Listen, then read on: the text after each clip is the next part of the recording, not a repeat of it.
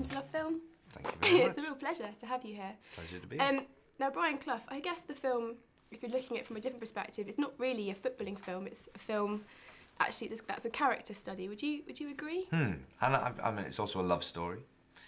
An it's unconventional love story. Yeah, it's a film that ends with a romantic clinch. It's just between two men, and it's not gay. No.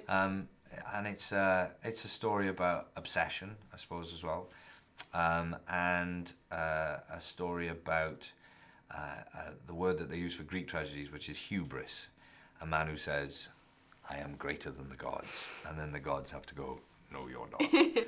And so it's kind of got a lot of different things, I think. And how much were you?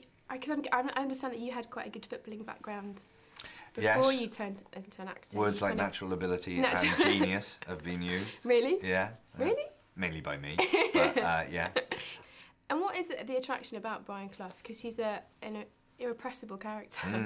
You see him, like, doing all the research and watching the whole career in front of the camera, you see him blossom into this amazing star on TV. He was funny, he was outrageous, he was outspoken, he was very clever, very erudite, but kind of grounded, and he would make people laugh, make the journalists laugh, and also say stuff that was very moving and passionate about the game.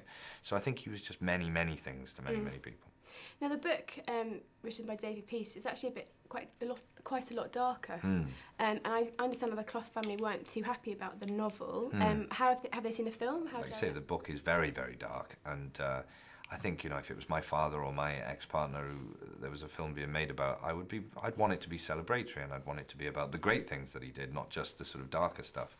And I think that is what our film does. You know, we felt very much like the book, as brilliant as the book is, wasn't necessarily a true portrait of this man, and needed to be a bit more rounded, and so that's what we've sort of tried to bring into the film. My very last question, the question we ask everyone, is if you could name a couple of films that have inspired you. All right. Well, my favourite film of all time is a film called A Matter of Life and Death by Powell and Pressburger. And I always say this and people never believe me. Babe 2, Pig in the City. What? One of my favourite films of all time. Why? How come? It's really dark and kind of surprising and weird, and very creative, and I don't know, I really love it. On that note, thank you very much for talking to me.